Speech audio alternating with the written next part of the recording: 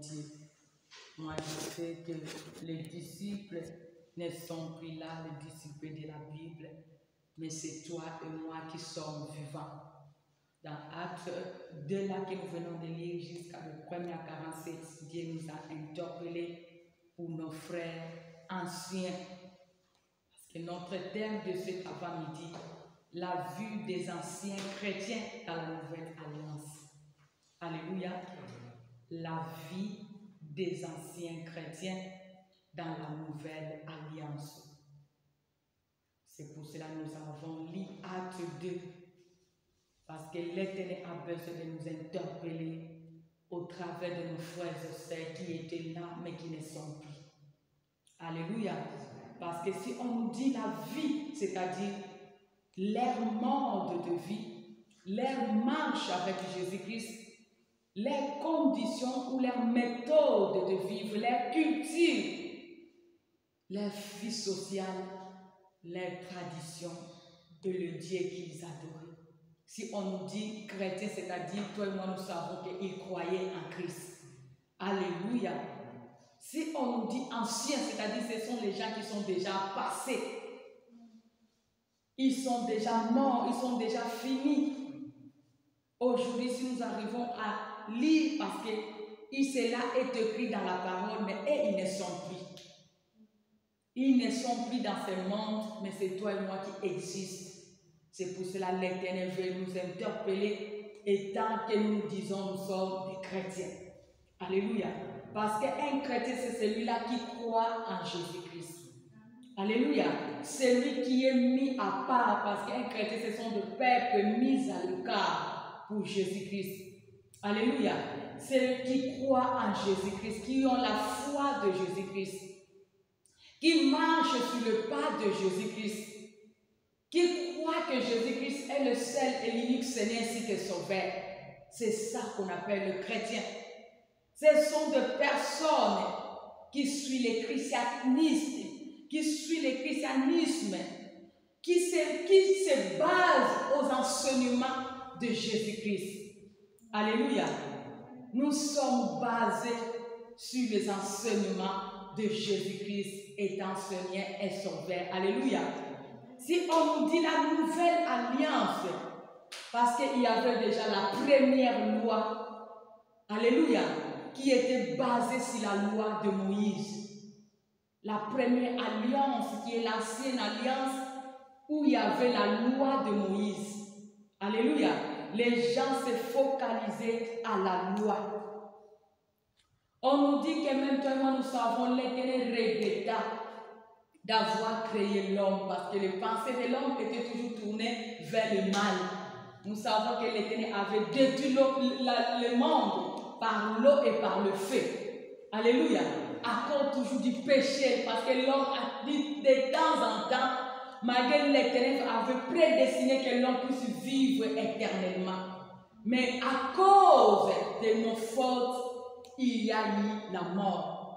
Il y a eu une séparation entre Dieu et l'homme. Mais par son amour, il a décidé de récupérer sa créature. L'homme qu'il a créé à son image et à sa ressemblance.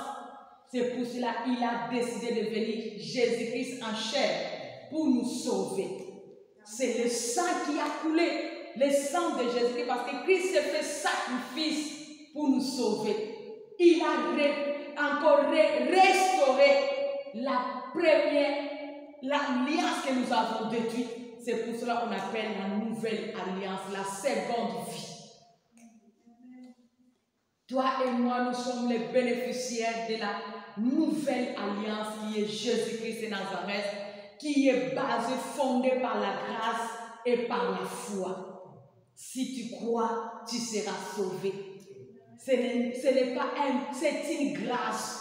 C'est pour cela, lorsque tu as cru en Jésus-Christ, peuple de Dieu, sois dans la joie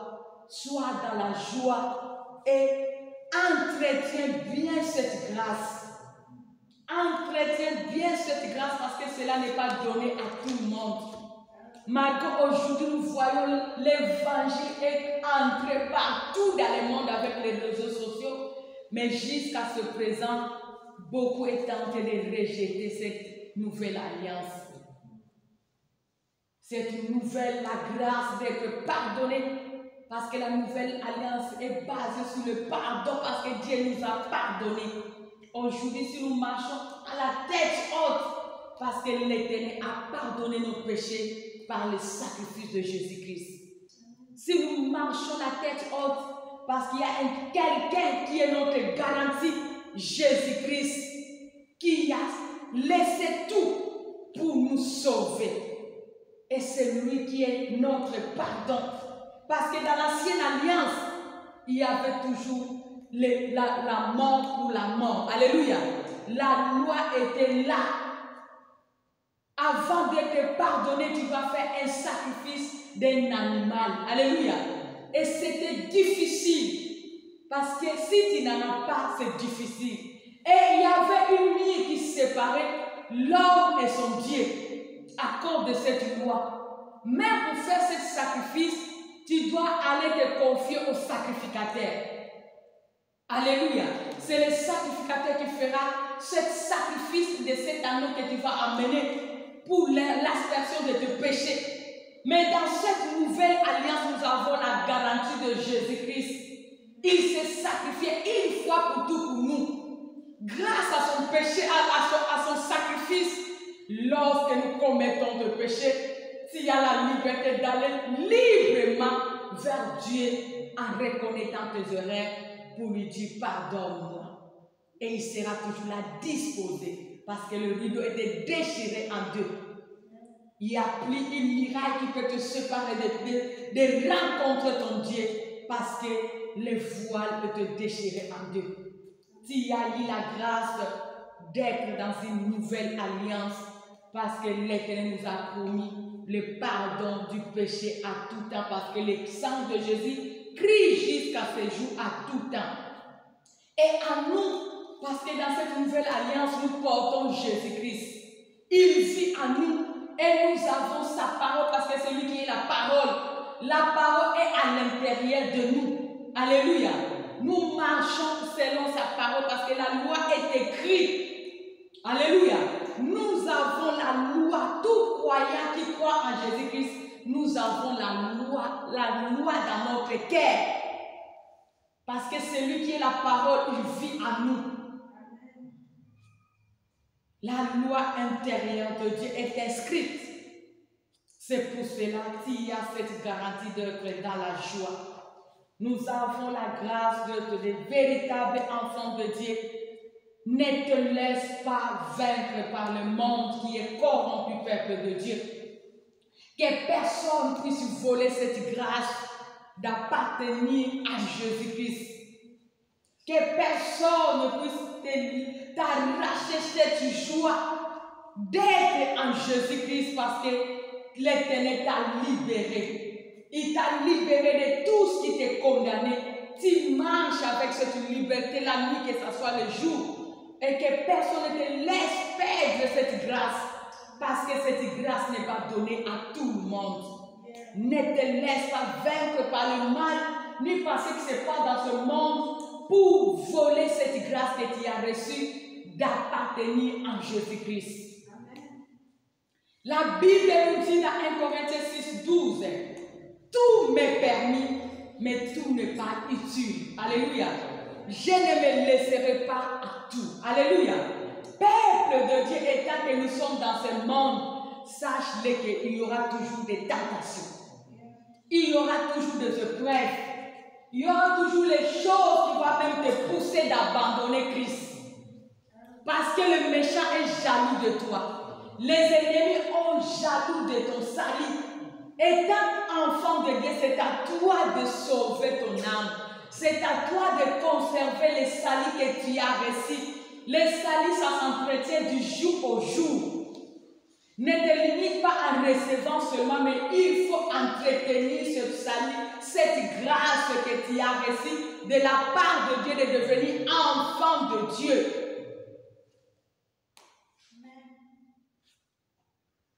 Connaître, servir Dieu, suivre Jésus-Christ, ce n'est pas donné à tout le monde, c'est une grâce.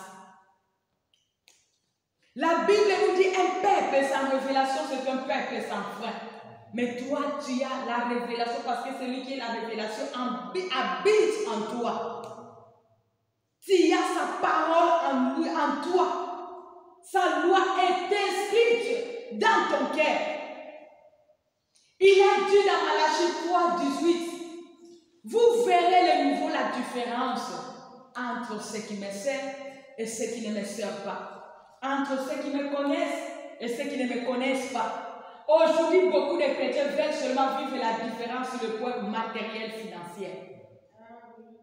Nous voulons seulement que Dieu puisse nous différencier dans de bénédictions, ce qui frappe le yeux. Mais nous oublions que nous avons le meilleur d'avoir Jésus-Christ. Nous avons celui qui dépasse l'or et l'argent en nous. C'est pour cela que tu dois conserver cela. Tu dois entretenir cela. Tu dois entretenir cette alliance que tu as faite avec Jésus-Christ. Car ce n'est pas n'importe quel Dieu, mais c'est un Dieu qui est là pour nous sauver dans ce siècle présent ainsi qu'à l'avenir. C'est pour cela que la Bible nous dit, vous êtes dans le monde, mais vous n'êtes pas de ce monde. Dans Matthieu 5, le verset 13-14, la Bible dit, vous êtes le sel de la terre et la lumière du monde. Étant chrétiens, nous devons donner des goûts. Étant chrétiens, nous devons éclairer pour la gloire de Dieu.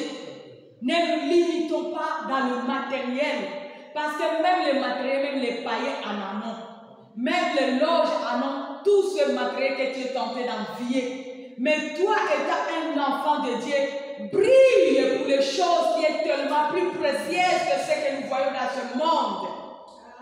Parce que si tu es éclairé, si tu es le sel, même ce que tu es tenté d'envier, car cela t'appartient déjà.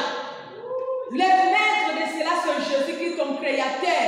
C'est lui qui a l'autorité sur cela. Si tu lui appartiens, tout cela t'appartient. C'est pour cela que Paul a dit en Galates 2:20, ce n'est plus moi qui vis, mais c'est Jésus-Christ qui vit en moi. Peuple de Dieu, étant chrétien, cherchons à briller. Cherchons à devenir le seul. Cherchons à refléter Christ. Ce n'est pas le matériel qui nous fait des enfants de Dieu. Ce n'est pas ce que nous voyons, l'argent, tout ça. Mais que les gens voient Jésus-Christ au travers de nous dans tous les domaines. Parce que la parole nous dit que vous êtes des ambassadeurs pour Christ. Nous devons représenter Christ dans tous les domaines de notre vie. La Bible nous dit dans Jean 8:36, si le Fils de l'homme vous a franchi, vous serez réellement libre. Christ a franchi, il y a la liberté de vivre cette liberté en totalité dans tous les domaines. Que personne ne te trompe. Ne crois pas parce qu'aujourd'hui tu cherches l'argent, il n'y en a pas, que Jésus n'est pas là. Si tu as Jésus, garde mieux ta foi. Entretiens mieux ta foi. Ne cède pas à la tentation parce que cette liberté, l'Éternel te l'a déjà donnée à la croix. Comment est ta vie actuelle depuis que tu as reçu Jésus jusqu'à ce jour? Est-ce que tu reflètes vraiment cette liberté que Christ a donnée à la croix? Est-ce que les gens, s'ils te voient dans tes pensées, dans tes paroles, dans tes actes, ta façon de te conduire, caractère, comportement, est-ce que tu reflètes vraiment Jésus-Christ? Est-ce qu'on peut lire les Écritures au travers de ta vie? Est-ce qu'on peut lire les Écritures au travers de tes actes? Est-ce qu'on peut lire les Écritures au travers de ta façon de parler? Est-ce qu'on peut lire les Écritures au travers de tes actes que tu es en train de poser partout, même là où les gens ne te connaissent pas? Parce qu'aujourd'hui, beaucoup de chrétiens, nous avons notre façon de vivre. Lorsque nous sommes dans l'assemblée, lorsque nous sommes dans nos maisons, lorsque nous sommes dans la société, dans nos lieux du travail, lorsque nous sommes même au niveau de nos colonies, dans les diverses colonies, dans nos déplacements, dans un coin là où personne ne nous connaisse, est-ce que nous reflétons Christ? Même là où personne ne nous connaît, même là où personne ne nous voit, dans nos actes, nos pensées, nos paroles, est-ce que nous reflétons Jésus? Parce que la Bible nous dit dans 2 Corinthiens 3, le verset 15 à 16, les voiles est ôté, les cœurs se convertissent. Alléluia. Lorsque nous rencontrons Jésus-Christ, il y a une voile qui est tombée. Et c'est le cœur qui est transformé. Peuple de Dieu, tu te vois comment lorsque tu étais dans ton ancienne vie et aujourd'hui tu as confessé, tu as reçu Jésus étant son Esprit sauveur. Est-ce que tu es toujours voilé ou tu es converti?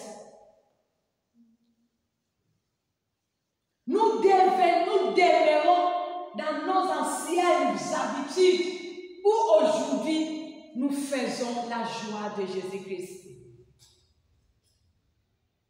Parce que Romains 13, le verset 14, la Bible nous dit: revêtez Christ, votre Seigneur Sauveur, vous tous qui êtes baptisés. Alléluia. Nous avons reçu Jésus, nous sommes passés dans les eaux de baptême. Mais est-ce que nous avons revêtu Christ? Parce que lorsque nous l'avons reçu, on part dans les eaux de baptême, nous mourons avec Christ et ressuscitons avec Christ. Mais est-ce qu'il est là? Est-ce que nous avons vêtu Jésus-Christ? Si aujourd'hui on nous regarde en tant que chrétiens de ce jour, au travers de nous on verra Christ. Parce que Pierre a voulu se cacher lorsqu'on a arrêté Jésus. Mais ils ont tellement identifié que lui là, il était aussi du nombre. Est-ce qu'aujourd'hui parmi les chrétiens, on peut dire que lui là, vraiment c'est un véritable chrétien, enfant de Dieu? Où Jésus-Christ peut nous témoigner comme il a témoigné Job, à qui vit mon fils, l'homme qui craint Dieu. Est-ce que Dieu peut nous témoigner devant même l'ennemi que oui, au Maroc, il y a aussi des chrétiens, mais regarde ma fille, regarde mon fils. Est-ce que nous pouvons nous différencier? Parce qu'aujourd'hui, nous voulons seulement être différenciés par l'argent, par des maisons que nous construisons, par tout ce que nous faisons, que nous soyons des références.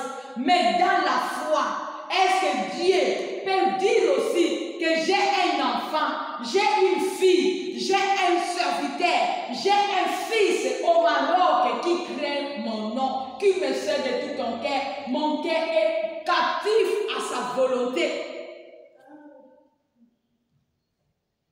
Que oui, malgré nous sommes à l'étranger, mais je ne ferai pas comme tout le monde.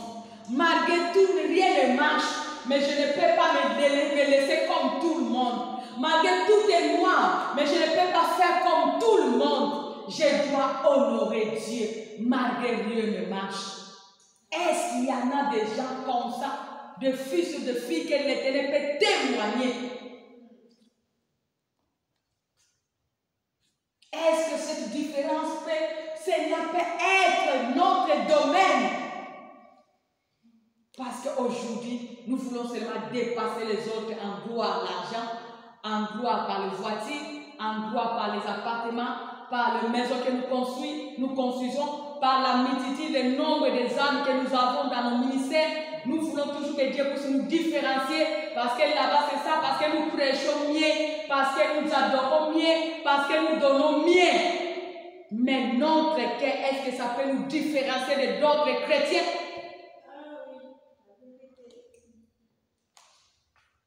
Parce que c'est prêcher, ce n'est pas dire que réellement nous sommes de vrais chrétiens. Priez bien, mieux. Les gens nous envient lorsque nous sommes en train de prier, l'autre te regarde, hey, quel jour moi je vais commencer à prier comme cette sœur, comme ce frère. Mais ton cœur là, est-ce que cela peut différencier ta façon d'être, ta façon de te conduire, tes actes? Est-ce que les gens peuvent t'envier par ta marche? Que non, il faut que j'abandonne ça, que je suis mon frère, ma sœur, par sa façon d'être, par sa façon de vivre, par sa façon de se comporter, par sa façon de voir des choses, par sa façon de réagir. Est-ce que nous pouvons nous différencier des autres?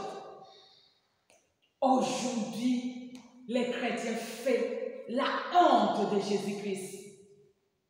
Aujourd'hui, s'il y a le gens qui est tenté de mépriser la parole, ce sont des chrétiens. Où la loi de Christ est inscrite dans leur cœur. Aujourd'hui, s'il y a des gens qui refusent d'obéir à la parole de Dieu, c'est premièrement, c'est nous les chrétiens. Charnel, parce que nous pouvons le préciser. Parce que les chrétiens transformés ne peuvent pas désobéir à la parole. Mais c'est nous qui portons l'identité de chrétiens, mais qui ne le sont plus. Qui sommes les chrétiens charnels. Nous avons Christ, mais Christ n'a pas encore possédé notre cœur. C'est nous qui continuons jusqu'à ce jour à contrôler notre cœur, à dominer. Mais Christ jusque-là n'a pas encore eu le pouvoir de contrôler et de dominer nos cœurs, qui est le maître de cela. Aujourd'hui, les païens arrivent à des fois à vivre mieux que le chrétien. La Bible nous dit la foi marche avec les œuvres. Jacques 2, 17 jusqu'à même 26. Nous pouvons lire ça.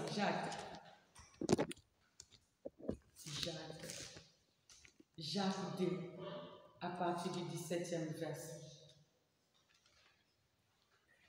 Il est ainsi de la foi, s'il n'a pas d'œuvre, il est mort en elle-même.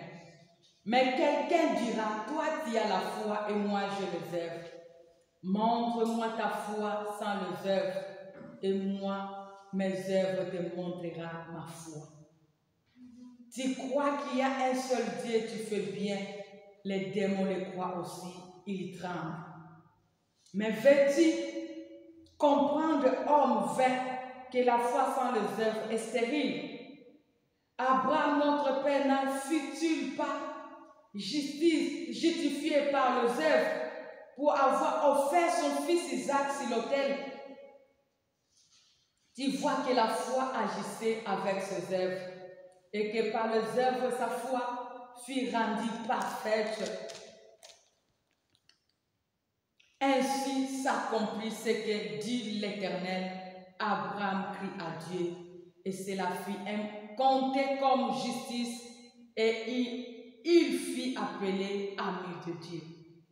Vous le voyez, c'est par les œuvres que l'homme est justifié et non par la foi seulement. Rahab la prostituée ne fut-elle pas également justifiée par les œuvres pour avoir reçu le messager et les avoir fait partir par un autre chemin? Comme le corps sans esprit est mort, de même la foi sans les œuvres est morte. Parole du Seigneur. Peuple de Dieu, si jusqu'à ce jour nous nous limitons par la foi que moi je suis chrétien, je suis pasteur, je suis apôtre, je suis évangéliste. À des fois, tu as tout le ministère, tu te dis, parce qu'en toi maintenant, chaque année tu changes même le ministère.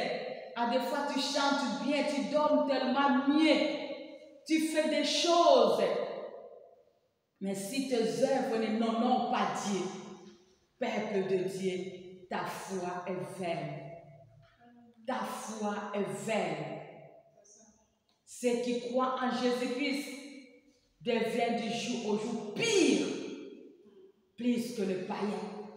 Au lieu de devenir meilleur, plus qu'avant. Mais aujourd'hui, beaucoup de chrétiens nous devenons pire qu'avant du jour au jour. À des fois de péchés qu'on n'arrivait pas à commettre lorsqu'on était en Égypte. Dans la foi chrétienne, ce sont des péchés que les chrétiens commencent à commettre. Et c'est là sans pudeur. La Bible nous dit, un juste tombera, il se relèvera. Mais tu verras le chrétien aujourd'hui, quelqu'un peut tomber, mais il entretient bien son péché et il est maintenant à l'aise dans son péché. Maintenant, il commence maintenant à défendre même ce péché. Il commence maintenant à accuser les autres pour soutenir son péché au lieu de reconnaître et de revenir à Dieu. La Bible nous dit dans Galates 3, nous avons besoin de le lire. Galates chapitre 3, le verset 3. Nous commençons à l'esprit, nous finissons charnel. Qui a trouvé? Oh, oui, Galates. Galates 3 à partir du 3e verset 3. Où je peux commencer le premier verset. Ô Galates insensés, qui vous a fait signer, vous aux yeux de qui a été de Père Jésus-Christ crucifié. Voici seulement ce que je vais apprendre de vous. Est-ce qu'en pratiquant la loi que vous avez reçu l'Esprit ou en écoutant avec foi? Êtes-vous tellement insensés? Après avoir commencé par l'Esprit, allez-vous maintenant finir par la chair? Avez-vous fait tant d'expériences en vain?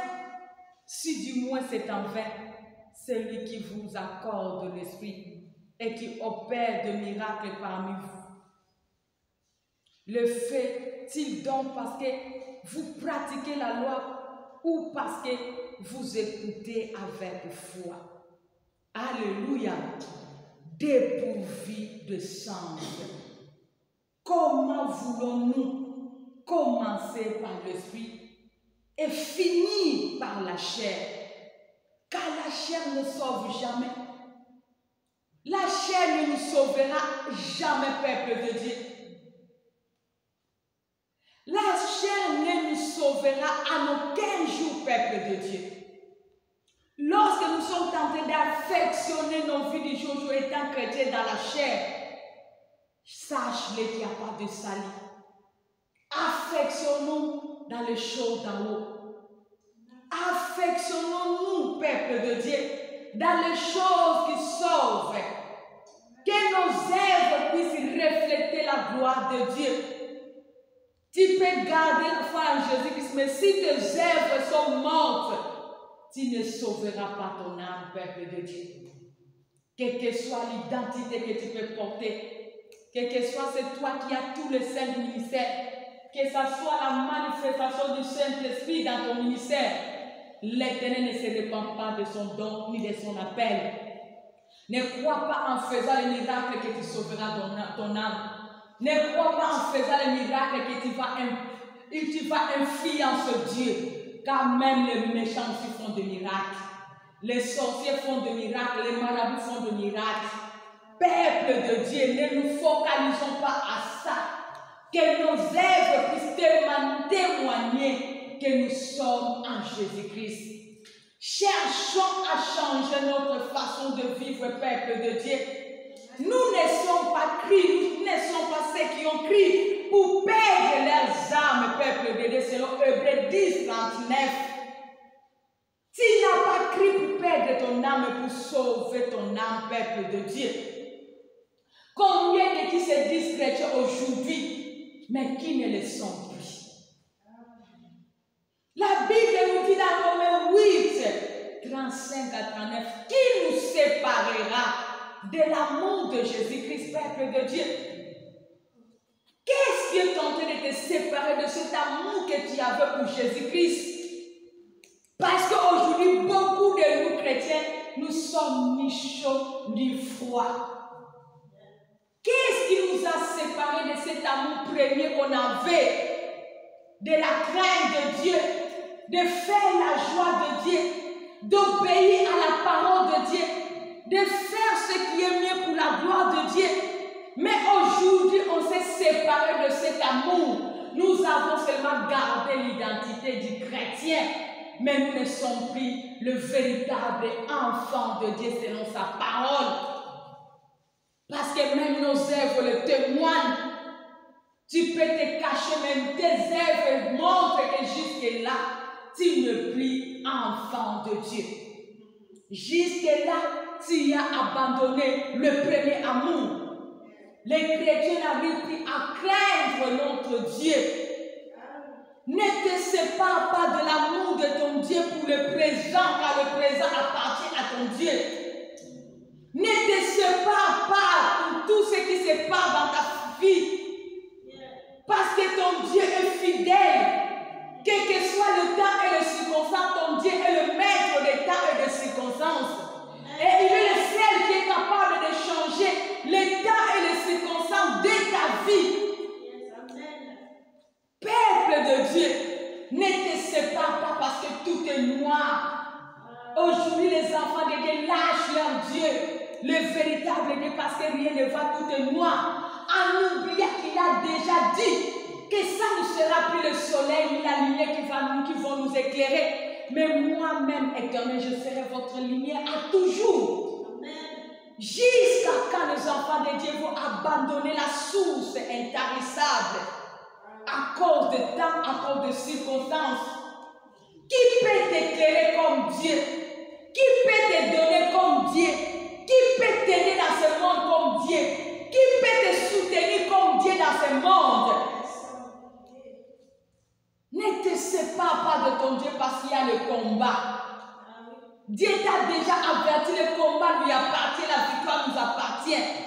Lorsque tu vas toujours glorifier Dieu, l'Éternel sera là pour faire tes défis, ces défis, tes combats, ces combats et te donner la victoire. Ne te sépare pas parce que jusque-là, les promesses ne se réalisent pas. Car celui qui a fait les promesses est fidèle. Au temps marqué, il sera là pour accomplir sa parole. Car il n'est pas un homme pour mentir, le fils de l'homme pour se repentir. Il promet, il concrétise. Si les méchants que nous sommes dans ce monde, les parents, arrivent quand même à réaliser les promesses qu'ils font à leurs enfants, à combien plus le papa de papa, Jésus-Christ, notre Seigneur, notre Sauveur. Pourquoi veux-tu rejeter cette grâce que tu as à cause de ces choses qui vont passer, à cause de ce vent qui va passer, à cause de ces combats qui vont passer, à cause de ces réalités qui vont passer, parce que tout cela ne vont passer. C'est l'Éternel qui ne passera jamais. Qui est en train de te séparer avec ton Père? Les chrétiens aujourd'hui, il n'y a plus les véritables. C'est difficile de voir le chrétien vraiment mettre la tête haute lorsque rien ne va. Un jour, il y a un serviteur de Dieu qui m'a dit, la sœur, vraiment, j'ai une chose que j'ai besoin de te dire. Tu m'as dit, qu'est-ce que tu vas me dire? Vraiment, j'ai traversé, j'ai sillonné, j'ai marché. Même les pays que j'ai passés, moi j'ai traversé les moments, le temps, et j'avais même cédé. Mais ce qui me tombe chez toi, depuis que je suis ici dans ce pays, malgré tous les vents, mais je n'ai jamais vu te retirer. Tu es toujours là, tu es dit non. Le combat, ce n'est pas mon combat. Les défis, ce n'est pas mes défis, c'est Dieu. C'est retirer, c'est mourir. Je dis que les autres, ils ont l'air. Pour moi, je n'ai que Dieu. C'est lui mon appui. C'est lui ma force. Je dépends de lui. Il est ma seule source. C'est lui qui est ma force à tout temps. Même si ça marche, même si ça ne marche pas, je m'accroche à lui. Amen. C'est ça qui est ma force. Je n'ai pas d'autre secret, je dépends de lui. Tu peux m'injurier, tes injures ne m'arrêteront pas. Tu peux me combattre, ton combat ne m'arrêtera jamais. Parce que je sais que ce n'est pas moi qui fais, mais c'est Dieu qui fait à ma place. C'est ça mon secret. Mais aujourd'hui, beaucoup des enfants de Dieu ils croient qu'en lâchant que tu auras la victoire, en lâchant que tu vas t'en sortir. Tu ne vas pas t'en sortir sans Dieu. À moins que tu dépends d'autres dieux. Mais moi que tu vois là, je dépends de Jésus-Christ. C'est pour cela, contre vent et marée, je m'accroche à lui. Car de lui que je dépends. Je dépends que de lui seul. Tu ne peux pas me dire qu'arrête. Tu ne peux pas me dire que ferme ta bouche pour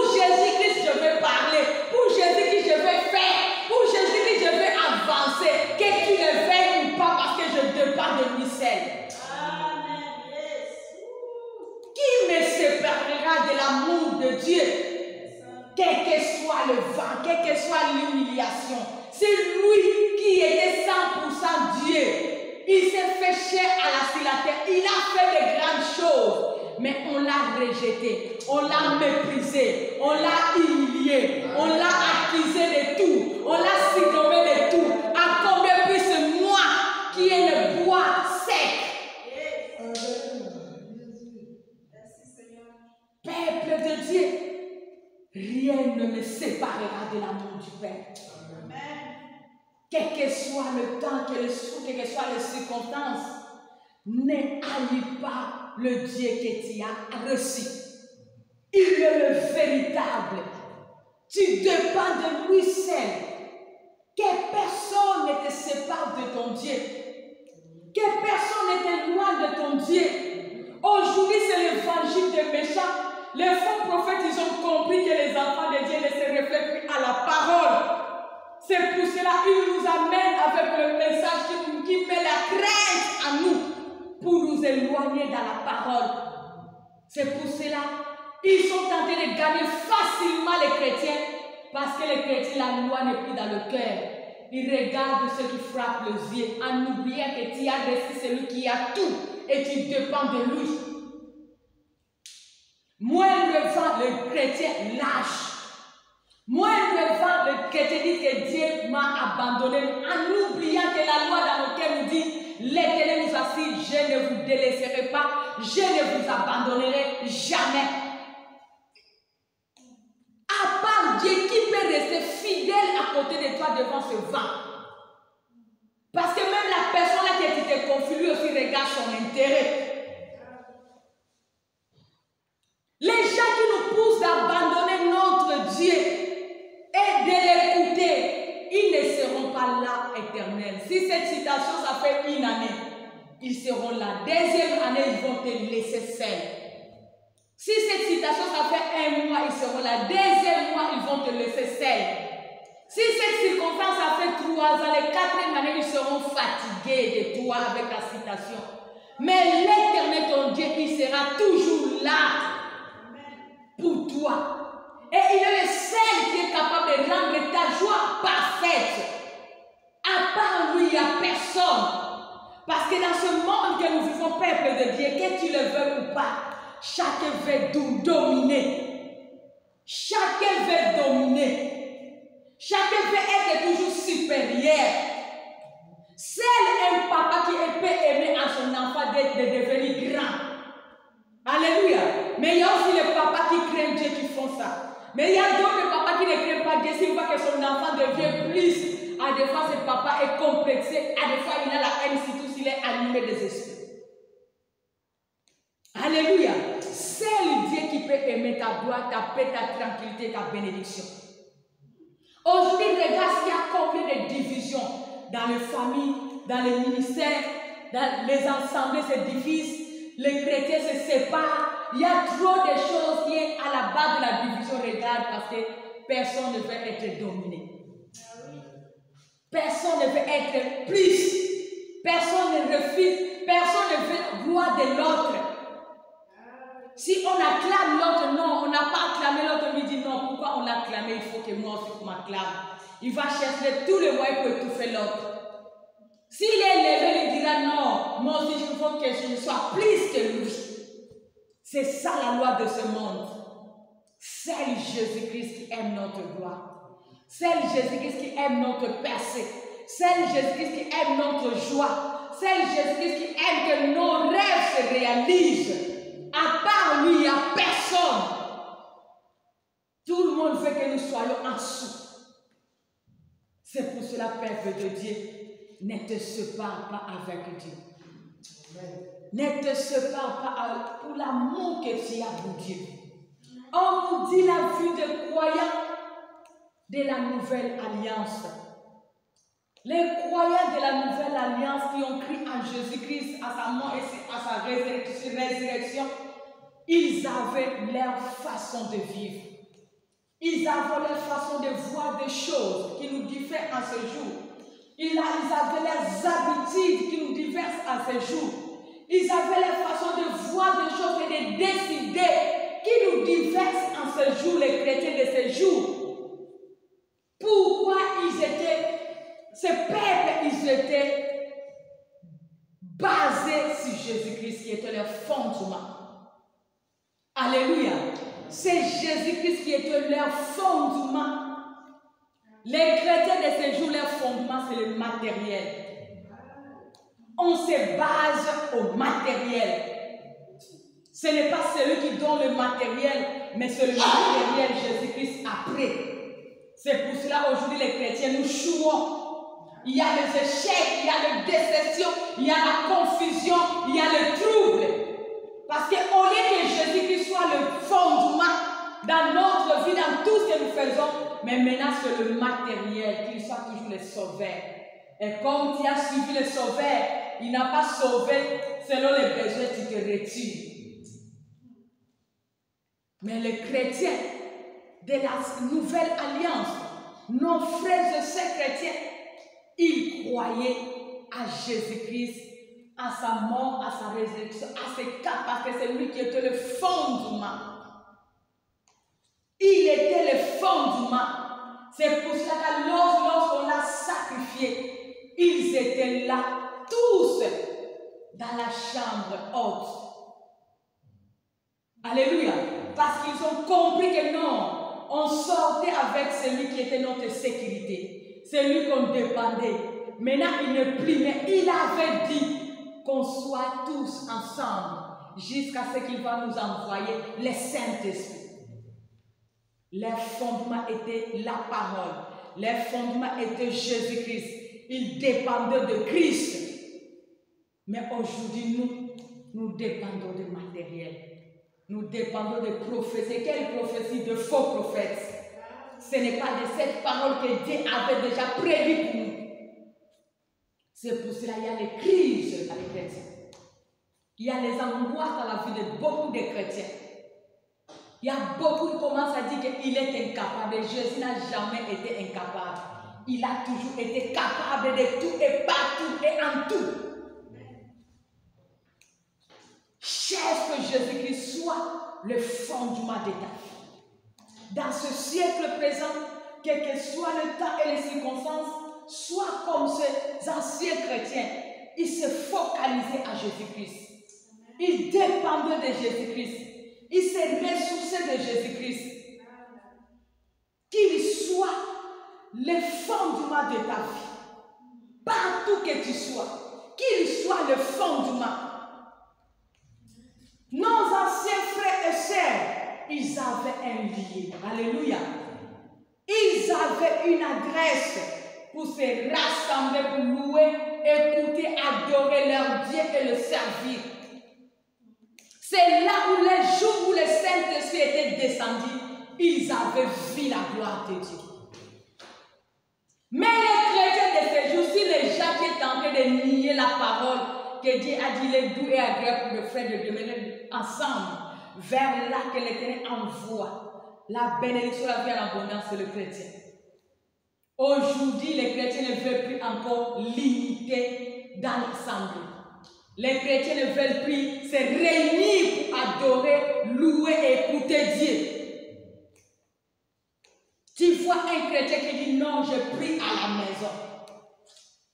Mais n'oubliez que notre référence sur Jésus-Christ que nous suivons, ce pas, il avait une adresse. Il partait au temple pour écouter, adorer, sacrifier pour la gloire de Dieu. Mais si aujourd'hui tout est noir, est-ce que c'est la part de Dieu ou c'est toi-même qui es responsable? Parce qu'il y a d'autres bénédictions que nous recevons lorsque nous sommes dans l'ensemble. Christ descend pour déverser sa vie, sa bénédiction en abondance. Il a dit, là où 2 ou 3 sont réunis en mon nom, je suis au milieu d'eux. Aujourd'hui maintenant, c'est difficile de voir les chrétiens se réunir avec liberté. Combien qui sont enfermés dans leur chambre, dans leur maison, c'est là, et ils ont bâti les hôtels de Facebook, de YouTube, de WhatsApp, de tout ça, en oubliant que Dieu est dans sa parole. Lorsqu'il descend, c'est pour opérer. Si ta bénédiction est liée à l'ensemble, lorsque tu seras dans l'ensemble avec les autres prières, Dieu descend pour te donner. À la maison, tu vas gêner, tu vas prier, tu vas faire tout ce que tu vas faire. Tu vas passer ton temps inutile. Parce que ce disciple, je sais que parmi eux, il y avait ceux qui avaient la connaissance. Il y avait les gens qui priaient, qui savaient comment prier. Mais ils ont obéi à la parole d'être ensemble avec les autres. Ils étaient ensemble et lorsque le Saint-Esprit est descendu, ils ont saisi la grâce. Ils ont bénéficié de cette bénédiction. Aujourd'hui, les chrétiens égarés. Les chrétiens ne sont plus dans la bégérie. Ils refusent d'être ensemble avec d'autres chrétiens pour louer, adorer leur Dieu. Ils ont construit leur propre hôtel que Dieu n'agrée même pas. Parce que malgré tout cela qui se dit, ils ne peuvent pas aller se rassembler avec les autres. Dans les hôtels qu'ils ont construits, dans leurs chambres, dans leurs maisons, il y a toujours de l'abomination. Mais ce sont eux maintenant qui empêchent les autres pour aller adorer Dieu dans l'ensemble. Il égare les autres qui ont compris la loi de Dieu. Il empêche même les païens pour aller adorer Dieu, aller rencontrer Dieu dans l'ensemble. Les chrétiens de ce jour. Les chrétiens de ce jour, ennemis de la présence de Dieu, ennemis de l'ensemble de Dieu. On nous dit que même à l'ancien, nos frères et sœurs, il y avait les églises, là où les gens se rassemblaient. Lorsque tu lis les Thessaloniciens, tu verras comment même Paul il a écrit dans l'église des Thessaloniciens, l'église de comme ça, l'église de comme ça, parce qu'ils avaient des lieux où ils se rassemblaient. Mais aujourd'hui, les chrétiens commencent maintenant à effacer la loi de Dieu. Commencent maintenant à rejeter cette parole en se croyant que ce sont eux qui sont dans le vrai. Et beaucoup même, malgré, se sont retirés. Mais si tu regardes leur vie, si tu regardes leur conduite, si tu regardes leur façon de vivre, à des fois tu te dis ça c'est un païen ou c'est un chrétien. Tu as quitté l'assemblée pour sauver ton âme, mais tu as construit ton hôtel pour t'enterrer. Alléluia. Mais les anciens chrétiens, ils étaient dans un même lieu. Ils priaient ensemble. Ils écoutaient la parole ensemble. Ils faisaient tout ensemble. Ils étaient là. Ils étaient là ensemble. Ils étaient là ensemble pour écouter, pour adorer, pour offrir à Dieu. Parce qu'ils savaient que c'est Dieu qui nous a unis. Ce ne sont pas les pasteurs qui nous unissent, ce ne sont pas les gens de ce monde qui nous unissent, mais c'est Dieu qui nous unit. Je pars pour adorer mon Dieu, je pars pour écouter mon Dieu, je pars pour louer mon Dieu. Amen. Mais les chrétiens de ce jour, ils n'ont plus la révélation de l'assemblée. Ils n'ont plus la révélation de l'autel de Dieu, là où on a consacré pour adorer et louer Dieu. Selon eux, ils partent vers le pasteur. Ils partent vers le pasteur, vers le frère qui nous égare selon nous. Donc jusqu'à ce présent, toi tu viens dans l'assemblée à cause du pasteur, à cause de ce frère, de ce sœur qui t'a fait quitter l'assemblée. Nous sommes dans la distraction. Parce que celui qui a la révélation ne viendra pas dans la présence de Dieu pour le pasteur. Le pasteur, c'est un frère comme toi. Il sert comme toi. C'est la différence que nous avons à des fois de responsabilité. Responsabilité seulement qui nous différencie. Mais nous tous, nous sommes le frère dans le Seigneur. Le sœur dans le Seigneur. C'est pour cela, peuple de Dieu, ressaisis-toi. Ressaisis-toi parce que l'Éternel, il a besoin de toi. Il a besoin de toi, peuple de Dieu. Il a besoin de toi, car il est capable de tout. Habite des proches, tu vas écouter la personne.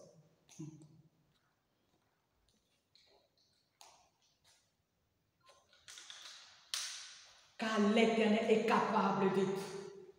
C'est pour cela, peuple de Dieu, refuse de t'égarer. Aujourd'hui, s'il y a beaucoup qui sont morts parce qu'ils se sont retirés de l'assemblée. Lorsque tu quittes la présence de Dieu, si tu ne t'entretiens pas, si tu ne choisis pas encore une bonne adresse, sache-le que c'est déjà ta mort. Sache-le que c'est déjà ta mort. Parce qu'il y a le loup ravisseur à l'extérieur de la bergerie. Lorsque tu es dans la bergerie de Dieu, tu es en sécurité, tu es protégé. Lorsque tu as un berger, parce que l'Éternel a établi ce berger pour nous conduire. Mais lorsque tu te retires, à des fois, ce n'est pas ta prière qui te protège. À des fois, tu n'es pas exaucé parce que tu gênes, tu pries. Mais à des fois, l'adresse que tu te retrouves. Et les hommes de Dieu que l'Éternel a établi à côté de toi. Tu bénéficies la grâce. Et lorsque tu vas te retirer, c'est la mort. C'est la mort. C'est pour cela, peuple de Dieu, faisons très attention. Moi, la fois passée, j'avais constaté ça. Qu'à des fois, les enfants de Dieu que nous encadrons, qui se retirent, à des fois, si tu regardes leur vie, ça commence à te faire mal. Mais comment? Ils ont choisi, ils ont fait à des fois un bon choix selon eux. Et toi, si tu te dis qu'il a choisi. Mais il a dit l'autre est plus meilleur, mais comment est sa vie maintenant? À des fois, tu commences maintenant à souffrir encore en regardant. Celui-là, des fois, tu peux regarder, il a aussi son berger. Mais la vie, rien ne marche dans la personne. Chaque serviteur de Dieu a son alliance. Chaque serviteur de Dieu a son appel. Chaque serviteur de Dieu a son alliance avec Dieu. Alors, il y a ceux que Dieu a fait alliance avec ce serviteur. Si tu es sous sa grâce au ministère, à des fois, il y a des choses aussi, Dieu va faire dans ta vie. Mais si tu te retires aussi avec la grâce que tu peux bénéficier au travers de ces serviteurs de Dieu. C'est pour cela, faisons tellement très attention, peuple de Dieu. Attention à ce qui nous sépare des hôtels de Dieu, qui est vraiment, Dieu sait que vraiment c'est tout ce que Dieu a établi. Lorsqu'à des fois tu te retires, tu laisses tout et tu sors vide. C'est pour cela Anne a compris que non. Moi, quel que soit le temps, quel que soit le vent, quel que soit les injures sur l'eau. Il y avait le temple là-bas, mais Anna s'est focalisée à Silo. Il savait que là, l'Éternel fera quelque chose pour moi. C'est pour cela, ayons la révélation, même là où nous avons l'habitude d'aller prier notre Dieu. Il faut encore consulter Dieu. C'est pour cela beaucoup de enfants de Dieu qui sillonnent les ensembles parce qu'ils n'ont pas la révélation. Mais si tu pries réellement, Dieu te montre là où tu vas prier et les conducteurs qui vont te conduire. Tu auras cette garantie de demeurer contre vent et marée. Parce que Dieu va te parler et ce sont des choses là qui vont te soutenir que malgré cela, moi Dieu m'a parlé, moi Dieu m'a convaincu. Je ne suis pas là des fois pour aimer, pour ce que Dieu m'a parlé, m'a convaincu. Parce qu'il y a d'autres voix qui viennent seulement pour nous détacher de notre destinée. Pour nous séparer de sa grâce que Dieu a prévue pour nous, là où nous sommes tentés d'adorer ou de louer Dieu. Et si toi tu n'as pas la révélation, tu vas être comme les gens qui n'ont pas la révélation d'aller d'être emporté à tout vent et tu perds aussi ta grâce ou ta bénédiction. C'est pour cela que l'Éternel, il a dit dans Hébreux 10, verset 5, n'abandonnez pas vos assemblées. Pourquoi Dieu nous a dit de ne pas abandonner ton assemblée? Parce que chaque assemblée, l'Éternel fait l'alliance. Chaque assemblée, l'Éternel a prévu ce serviteur qu'il a destiné pour visiter son peuple. Et il descend pour agir. C'est pour cela qu'il doit avoir la révélation. N'allez pas d'aller, mais ayons la révélation. Pour saisir et demeurer et vivre la gloire de Dieu.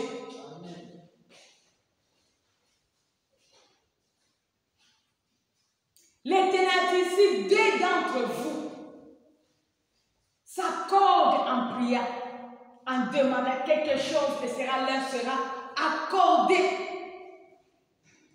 Seul à deux fois, tu n'auras pas la chose.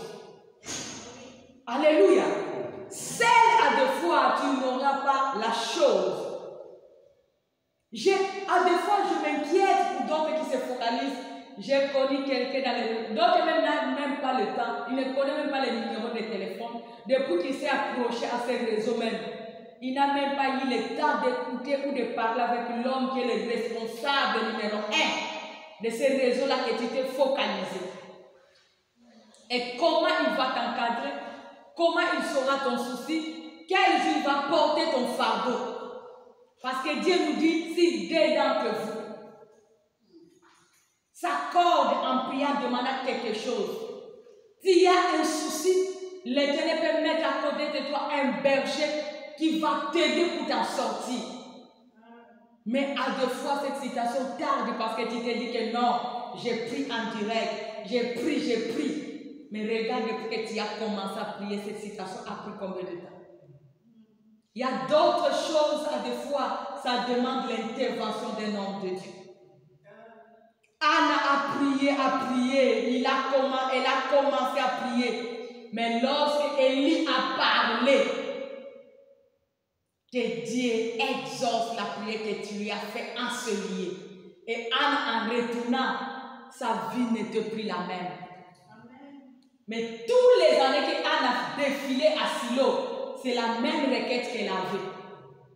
Elle priait la même requête, mais elle venait, elle retournait la même personne.